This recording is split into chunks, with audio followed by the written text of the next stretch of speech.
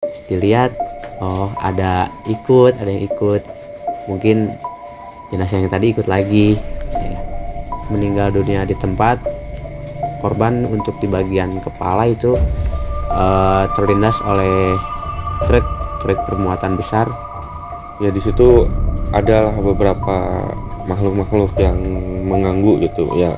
Disebut mengganggu sih enggak, disebut enggak ya, kadang mengganggu penglihatan juga gitu, karena kan banyak yang nampakin juga di pinggir-pinggir jalan kayak gitu.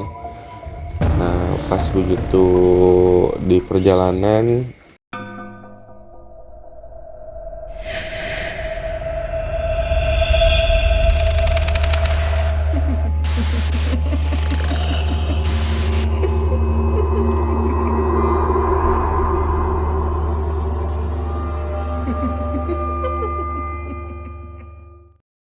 Assalamualaikum warahmatullahi wabarakatuh. Sahabat Malam Mencekam, kembali kita berjumpa. Sebelumnya kami ucapkan terima kasih atas dukungan Anda yang telah mensupport channel ini dengan like, share, komen, dan subscribe. Kita sudah berada di Mako atau ACI, Ambulan Community of Indonesia. Sudah bersama saya Kang Tian dan Kang Kakang selaku driver di ACI ini ya. Kang Tian dan Kang Kakang akan menceritakan beberapa cerita kepada kita semua tentang kejadian horor atau kejadian mistis ketika mengantarkan jenazah. Selamat malam Kang Kakang. Malam. Kang Tian, selamat malam. Terima kasih ya. Kita berkunjung kembali di sini, berarti yang kedua kali nih Kang Tian. Terima kasih juga sudah mau menceritakan kisah-kisah menariknya kepada audiens atau subscribe dari Malam Mencekam. Sahabat Malam Mencekam, sebelum berlanjut perlu saya ingatkan bahwa di channel Melihat Malam, Kang Tian dan Kang Kakang juga sudah mengajak kita jalan-jalan menelusuri tempat-tempat kejadian yang pernah dialami oleh beliau bersama Abah Japar dan Nyi Bella. Silahkan ditonton videonya. Oke, Kang Kakang mau cerita apa nih malam ini?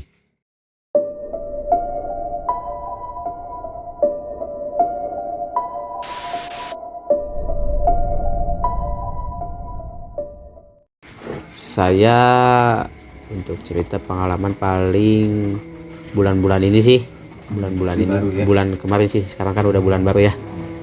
Minggu kemarin kalau nggak salah, saya mengantar jenazah ibu melahirkan dari salah satu rumah sakit swasta di Kota Bandung. Waktu itu selama perjalanan dari rumah sakit menuju rumah duka aman, tanpa ada kendala, lancar di jalan. Sampai rumah duka masih biasa.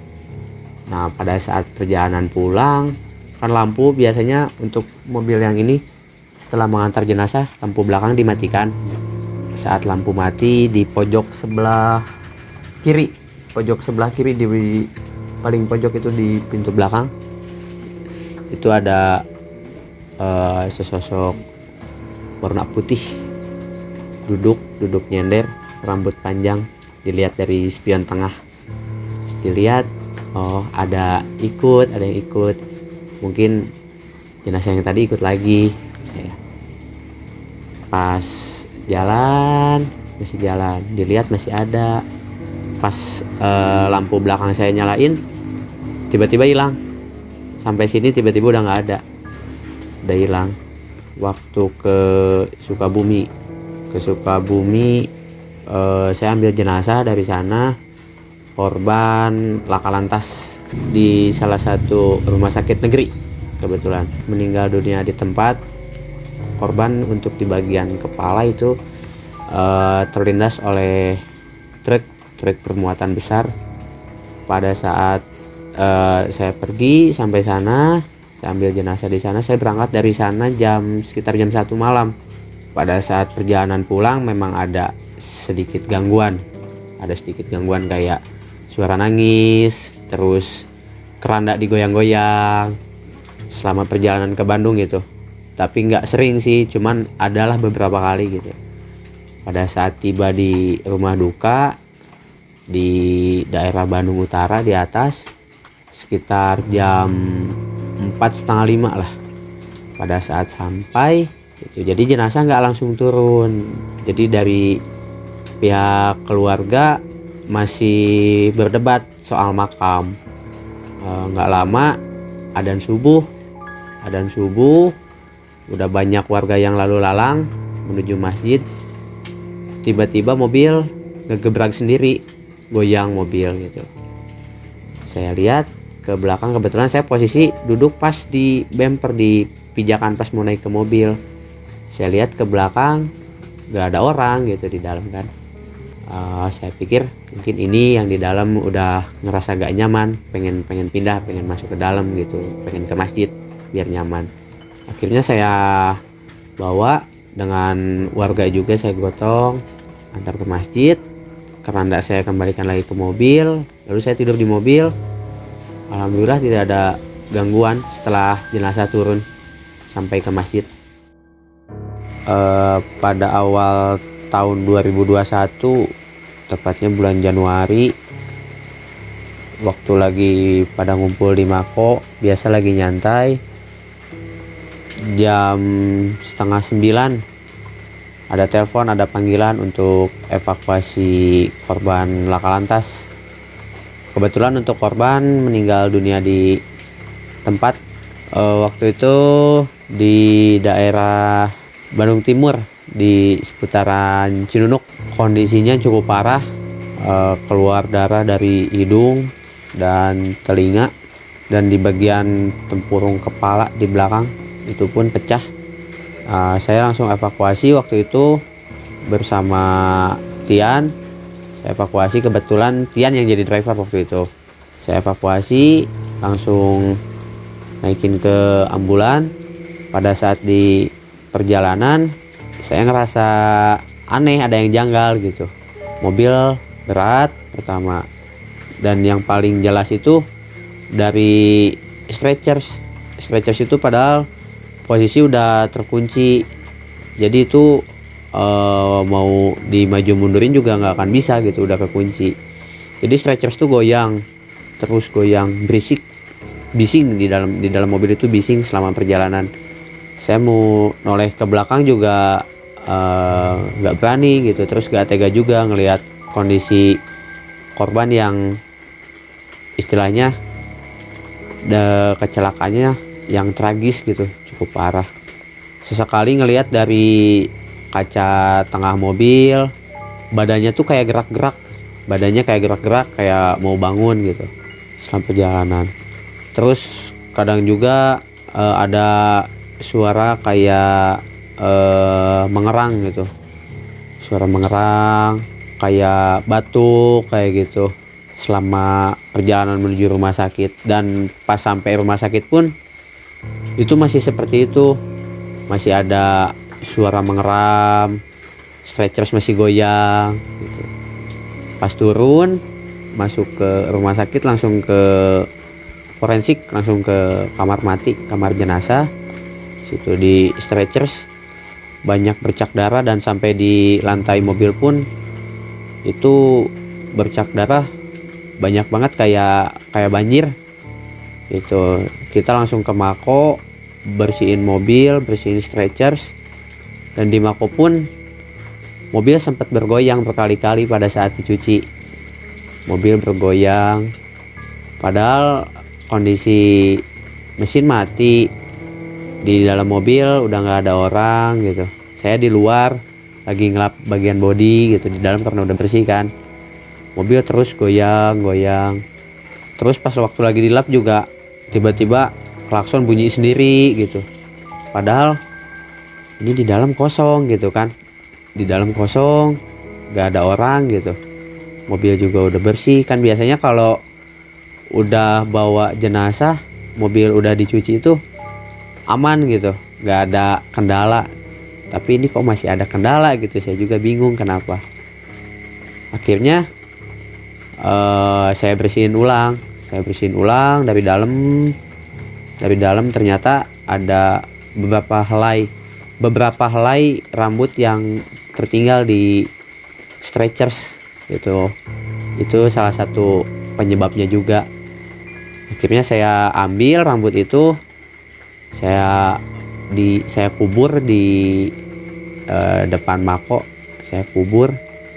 Setelah dikubur, cuci lagi mobil. Saya 3 kali nyuci waktu itu, luar dalam. 3 kali nyuci, alhamdulillah aman, nggak ada kendala. Jadi rambut dikuburkan, mobil saya parkir kembali. Paling ya kadang kalau mobil goyang udah biasa sih gitu.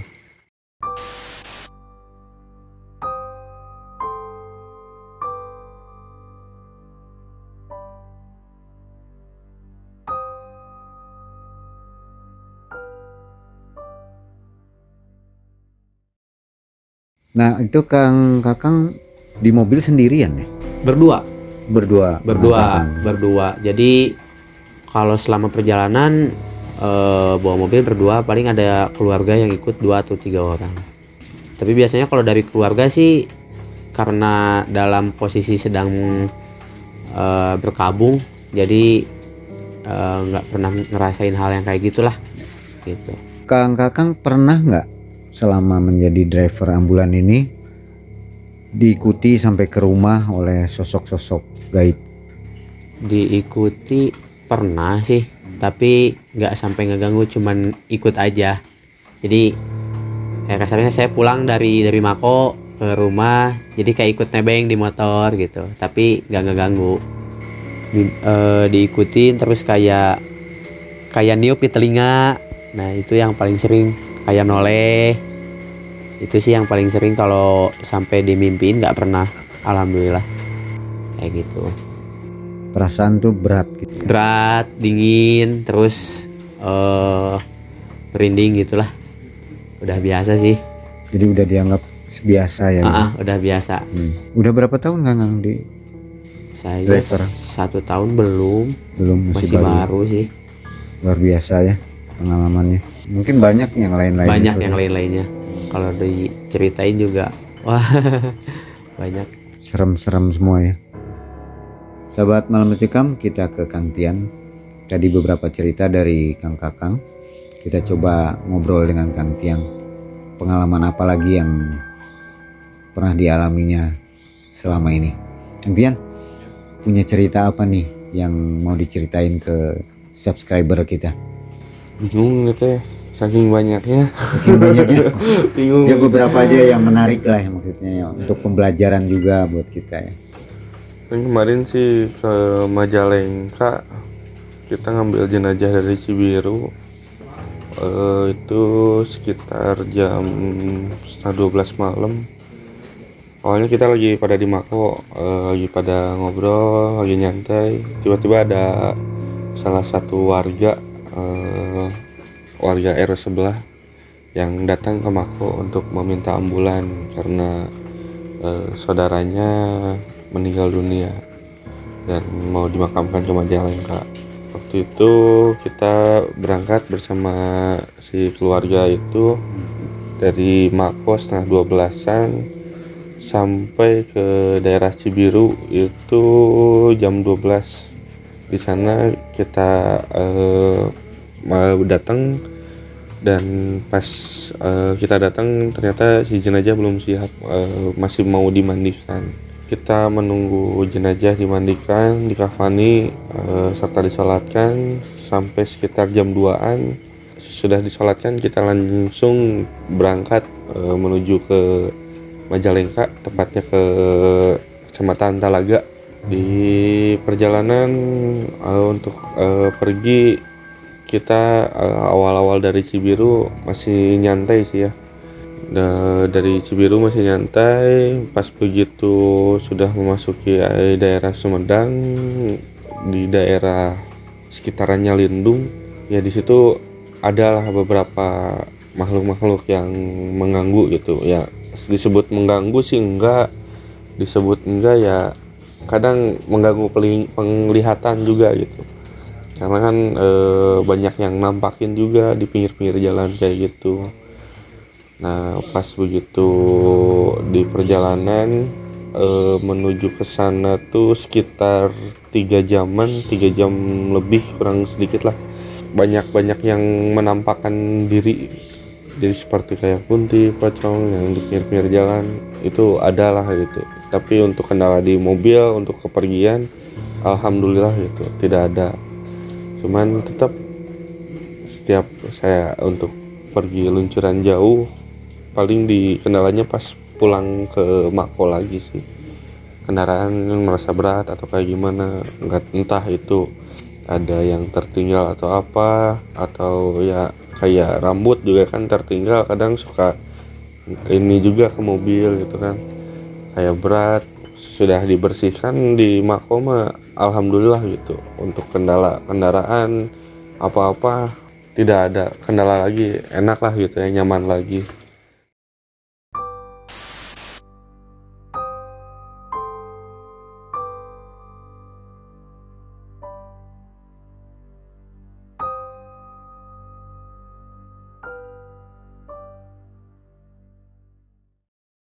Waktu itu kita ada luncuran juga ke Bantul, ke daerah Bantul. Di sana kita dapat info itu sekitar maghrib. Nah dari maghrib itu saya yang berangkat sama rekan saya, salah satu kru juga gitu di Mako. Kita berangkat menuju Kopo sekitar jam setengah 7 malam ke daerah Kopo, dekat-dekat pintu tol sih. Kita menunggu pihak keluarga yang lain untuk mengikuti perjalanan ke Bantul. Selama menunggu perjalanan pihak keluarga yang belum datang, kita persiapan menurunkan dulu keranda untuk memasukkan dulu jenazah. Di situ jenazah sudah siap di keranda, kita langsung menaikkan jenazah ke dalam ambulans. Untuk perjalanan kita ngambil alteri sekitar jam 11 malam. Kita menuju ke Bantul melewati jalan alteri, dan di perjalanan menuju Bantul banyak hal-hal yang agak mengganggu sedikit, kayak ada seperti kucing yang lewat tiba-tiba gitu. Terus penampakan sih udah nggak aneh gitu ya, karena pasti ada aja di setiap perjalanan, pasti ada aja yang menampakkan diri. Kita sudah di daerah Malangbong itu mobil mulai terasa agak kurang enak gitu, dan kita pun dari pihak keluarga minta untuk istirahat. Cuman untuk di daerah Malangbong kan kita agak sepi juga gitu ya, karena emang Malangbongnya udah lewat pasar Malangbong juga. Anjurkan untuk beristirahat di daerah Tasik, di rest area daerah Tasik. Di situ saya ikut ke toilet di rest area tersebut, karena toilet di rest area tersebut itu cukup besar juga. Sekitar jam 1 malam di situ kan masih sepi lah istilahnya. Di toilet tersebut jarang pengunjung gitu, dan itu pun bukan hari libur gitu, makanya sedikit mobil yang beristirahat di rest area tersebut.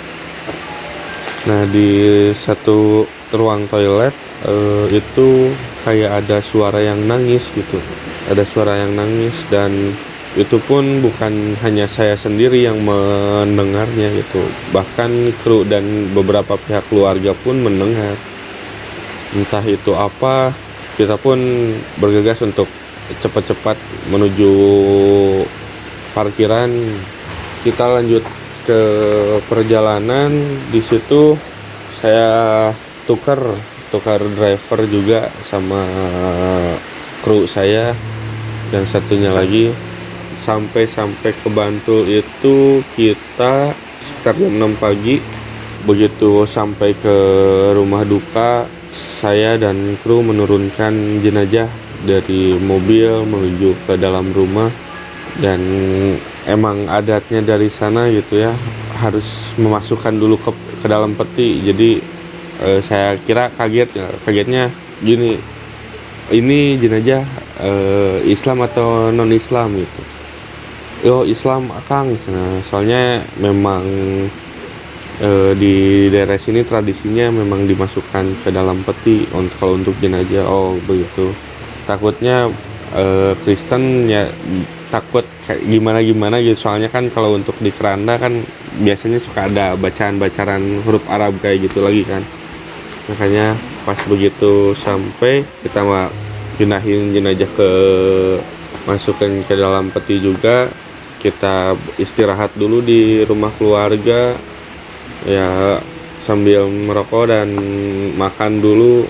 Nah pas di perjalanan pulang sekitar pukul 9 pagi itu menuju Bandung. Nah dan pas kita menuju pulang ke daerah Bandung, di sekitar daerah Banjar, di situ kita mulai mengalami ada sedikit kendala, ban bocor waktu itu di daerah Banjar. Kita menepi dulu ke pinggir untuk mengganti dulu dengan ban serepnya. Di pergantian ban itu jadi di belakang kita itu kayak ada sosok cewek yang berbaju merah yang waktu itu kita ceritakan yang di ambulan ini. Dan nggak tahu kenapa, nggak tahu dia ngikut dari awal, nggak tahu emang beda lagi, cuman hampir sama gitu sosok, dan kalau bahasa Sundanya dedegana gitu. Pas dilihat ke belakang sih nggak ada gitu, cuman pas dilihat di spion kayak ada bayangan-bayangan merah lagi ikut duduk di belakang gitu.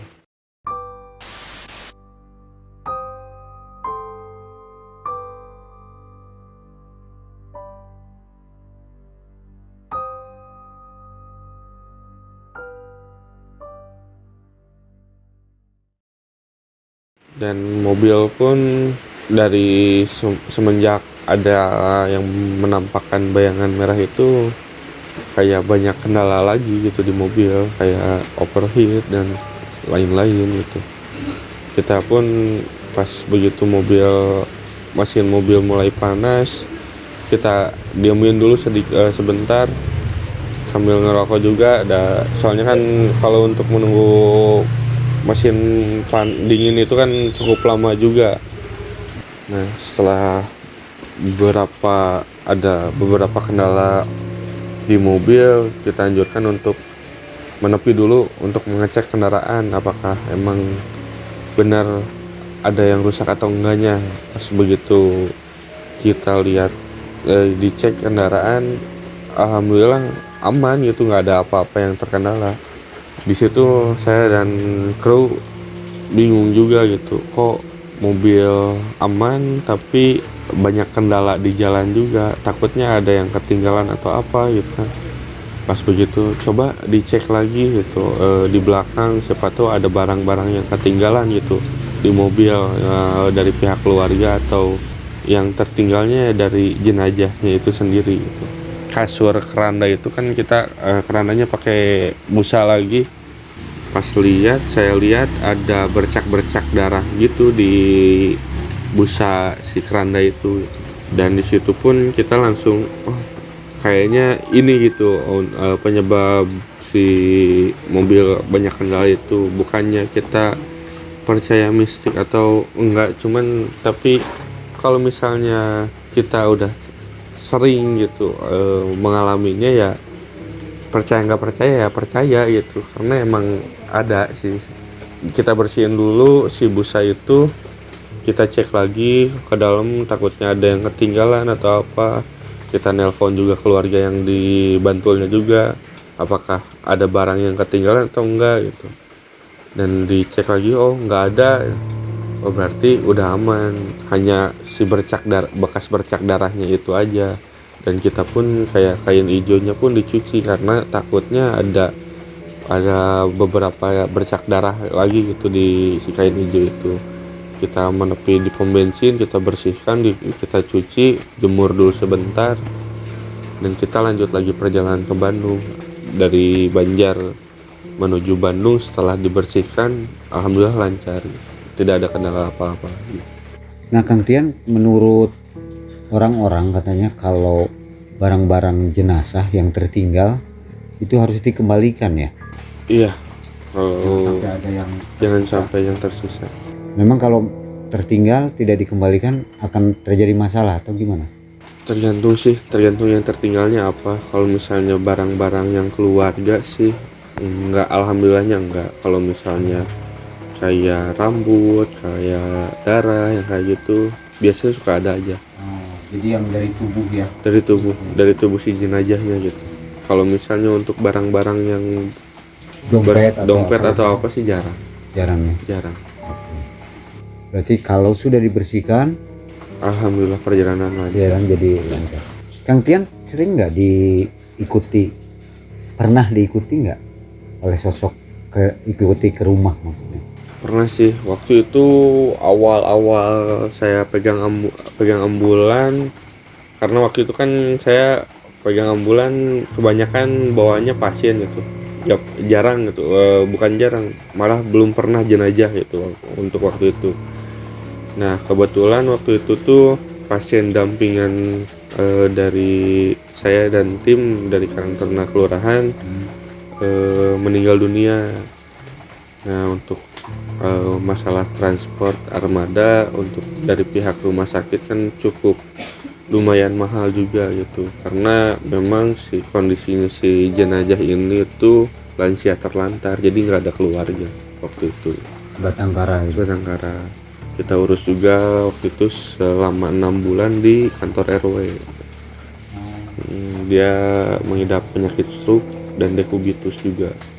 Nah selama kita bawa jenazahnya dari rumah sakit sampai ke kantor RW untuk dimandikan, sampai ke pemakaman juga, pulang ke rumah saya cuci kain bekas penutupnya sih.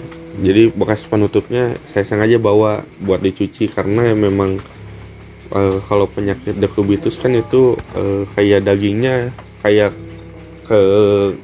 kegigit apa, jadi nggak ada dagingnya terus terkikis gitu, jadi sampai terlihat tulang pun ada gitu. Makanya kan banyak darah, kayak daging-daging yang nempel kan masih ada gitu, kayak nanah yang kayak gitu. Saya cuci. Nah salahnya saya waktu itu cucinya bukan di kantor RW, malah saya bawa ke rumah. Hanya nah di selama saya mencuci itu banyak kendalanya, kayak ada sosok warna hitam tuh terus mundar-mandir di belakang saya gitu. Tapi setelah pakaian si kain itu bersih, si air bekas kotorannya udah ngalir juga, alhamdulillah sih aman. Kalau dimimpikan sering nggak? Kalau dimimpikan sih jarang. Jarang berarti pernah nih ya? Pernah. Kalau termimpikan, kalau misalnya keluarga aja sih yang ada. Kalau misalnya ada yang mau amit-amitnya ada yang meninggal, keluarga kadang suka ada termimpikan juga. Kang Tian bawa mobil yang mana nih? Kalau saya bawa mobil yang Grand Max yang ini, yang Karantina Kota Bandung. Sedang direparasi ya? Ini kebetulan lagi dicek juga. Ya sahabat Malam Mencekam, itulah ngobrol-ngobrol kita tentang pengalaman Kang Tian dan Kang Kakang selama menjadi driver ambulan di ACI, Ambulan Community of Indonesia. Jangan lupa untuk menyaksikan penelusuran kami di channel Melihat Malam, di mana saya, Abah Japar dan Nibela berjalan-jalan mengelilingi kota dengan menggunakan mobil jenazah. Saat ini sudah pukul 11 dan cuaca sedang gerimis, jadi menambah semakin mencekam cerita-cerita dari Kang Tian dan Kang Kakang. Terima kasih banyak atas dukungan Anda. Terima kasih kami kepada Bapak Bahdi selaku pendiri dari ACI yang telah memberikan waktu dan kesempatan untuk bincang-bincang kita bersama driver Kang Tian dan Kang Kakang. Assalamualaikum warahmatullahi wabarakatuh.